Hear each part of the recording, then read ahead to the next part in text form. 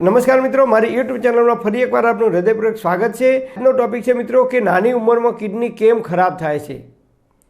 તમે જુઓ, આજકાલ 20-22 વર્ષની ઉંમરે પણ એક નહીં પણ બે કિડની ખરાબ થાય છે। તો આજે હું તમને મિત્રો એક સત્ય ઘટના કહું। મારા એક ખાસ મિત્ર છે, એમનો દીકરો આજે એન્જિનિયરિંગ કોલેજના 3જા વર્ષમાં અભ્યાસ કરે છે, જેની એક નહીં પણ બે કિડની ખરાબ થઈ। માત્ર 20 વર્ષની ઉંમરે એની કિડની એક નહીં પણ બે કિડની ફેલ થઈ। તો કેમ ફેલ થઈ? તો આજથી 10 વર્ષ પહેલાં એટલે લગભગ 2010ની સાલમાં અમે લોકો સાથે ફરવા ગયા, ત્યારે એમનો એકના એક દીકરો ખૂબ લાડકોડથી ઉછેરાયેલો। જ્યાં જ્યાં અમે હોટલમાં જમવા જઈએ ત્યાં એમના દીકરાને પૂછવામાં આવતું કે ભાઈ તારે શું ખાવું છે, કે એમના મમ્મી પપ્પાએ એમના લાડકવાયા દીકરાને જે ભાવતું તે ભોજન આપ્યું। તો દરેક જગ્યાએ અલગ અલગ એમના દીકરાને એ લોકો ખવડાવતા। જે જગ્યાએ હોટલમાં રોકાઈએ જમવા કે નાસ્તો કરવા માટે, એ જગ્યાએ એમના દીકરા માટે એવો pizza, burger, dabeli, manchurian, noodles, Maggi, vada pav આવી અલગ અલગ આઇટમો એમના દીકરાને ખવડાવતા। અને હું એ વખત એમને ટકોર પણ કરતો। મેં કીધું આ બધી વસ્તુઓ તમે ના ખવડાવો।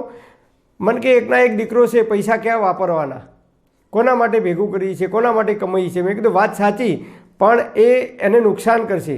અને એની સાથે સાથે એમના દીકરાને જ્યાં જ્યાં ઊભા રહીએ ત્યાં એ એમના દીકરાને થમ્સઅપ, કોકાકોલા કે ગમે તે કોલ્ડ ડ્રિંક્સ હોય એ કોલ્ડ ડ્રિંક્સ એમને ફરજિયાત એને લઈ આપતા અને એની સાથે એ નાસ્તો કરતો।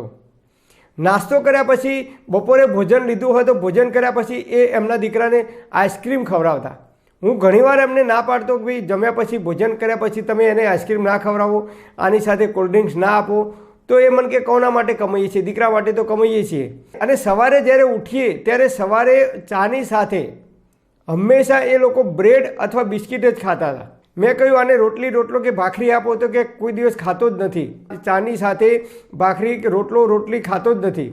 એ હંમેશા ચા સાથે બ્રેડ અથવા ચા સાથે બિસ્કિટ જ ખાય છે, અને બિસ્કિટ પણ ક્રીમવાળા જ ખાય છે। એ વાતને 10 વર્ષ થઈ ગયા।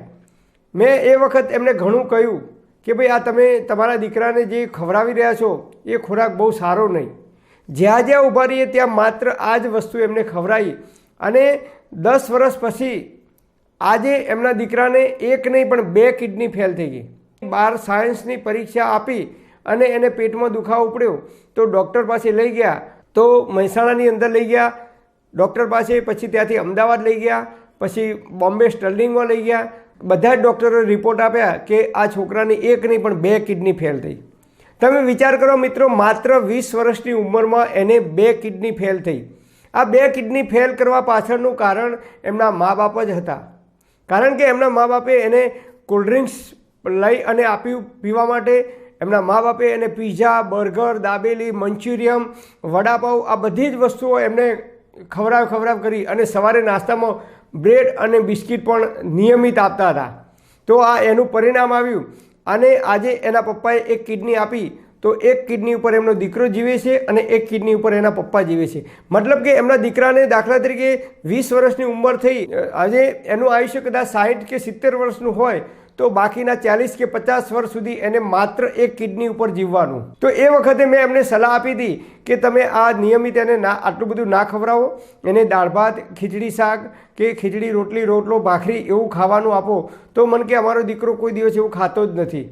એને તો પિઝા, બર્ગર, સમોસા, કચોરી એવું જ ભાવે છે અને વડાપાઉં એવું જ ખાય છે।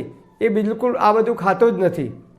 તો મિત્રો, મારી આ વિડીયોના માધ્યમથી આપ સર્વેને એ વિનંતી છે કે તમે પોતે અથવા તમારા બાળકો જો નિયમિત ચાની અંદર બ્રેડ કે બિસ્કિટ તમે આપતા હોય કે ખાતા હોય તો મહેરબાની કરીને બંધ કરી દેજો।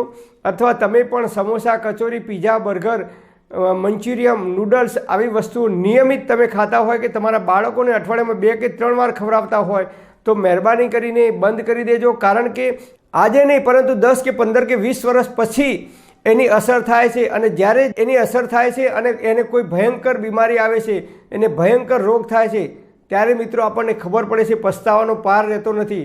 તો મારી આપ સર્વેને 2 હાથ જોડી વિનંતી છે, અત્યારથી જ તમે પંજાબી વાનગીઓથી દૂર રાખો અને આપણું જે ગુજરાતી દાળ ભાત શાક રોટલી છે કે રોટલો છે બાજરીનો, તો ઘરનો તમે જ્યાં સુધી ખોરાક લેશો અને બહારનું તીખા તળેલા જંક ફૂડ જો ઓછા કરશો તો આપણે જ્યાં સુધી જીવીશું ત્યાં સુધી તંદુરસ્ત અને નિરોગી રહી શકીશું। એ રીતે નાનું બાળક હોય અને દવા ના પીતું હોય કે ઇન્જેક્શન ના લેતું હોય તો આપણે એના મમ્મી પપ્પા હોય કે દાદા દાદી હોય, 2 હાથ કે 2 પગ પકડી રાખીએ અને એને દવા પીએ છીએ અથવા ઇન્જેક્શન આપીએ છીએ. કેમ? રસી અપાવીએ છીએ. કેમ? તો આપણું બાળક તંદુરસ્ત અને નિરોગી રહે એના માટે આપણે એને પોલિયો કે જે કંઈ રસી આવે છે એ રસી પીવડાવવા આપણે લઈ જઈએ છીએ. ના પીવી હોય તો આપણે એને નાક બંધ કરીને કે 2 હાથ કે 2 પગ પકડીને આપણે એને જબરજસ્તીથી પીએ છીએ. કેમ? તો એની તંદુરસ્તી માટે, એ નિરોગી રહે એના માટે. તો એ જ રીતે આપણે પણ જ્યારે હોટલમાં બાળકોને લઈને જઈએ અને બાળક આપણું જીદ કરે કે મારે પીઝા ખાવા છે, બર્ગર ખાવું છે, વડાપાઉં ખાવું છે કે સમોસા ખાવા છે, તો તમે એને બિલકુલ બંધ કરી દેજો. કારણ કે એ બાળકો હોય છે, કોરી સ્લેટ જેવા હોય છે, એમને આપણા જેટલું નોલેજ નથી હોતું અને એના કારણે જો તમે નાના બાળકોને અત્યારથી જ આપણે એવી બધી વાનગીઓથી ધીમે ધીમે દૂર રાખીશું. હા, કોઈક દિવસ 15 દિવસે મહિને એકાદ વખત આપણે જઈએ અને ભારે ખોરાક ખાઈએ તો બરાબર છે, પરંતુ નિયમિત ઘણા લોકો અઠવાડિયામાં 2 વખત કે 3 વખત હોટલમાં જમવા જતા હોય છે. બહારનું ખાવાની જે ટેવ છે એના લીધે આપણને ઘણા બધા રોગ થઈ શકે છે.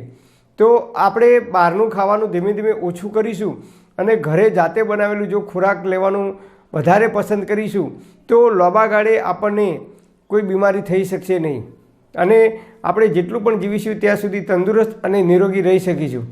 પરમપિતા પરમાત્મા આપ સર્વેને તંદુરસ્ત અને નિરોગી રાખે એવી હૃદયપૂર્વક મારી પ્રાર્થના. Thanks for watching my video. Thank you.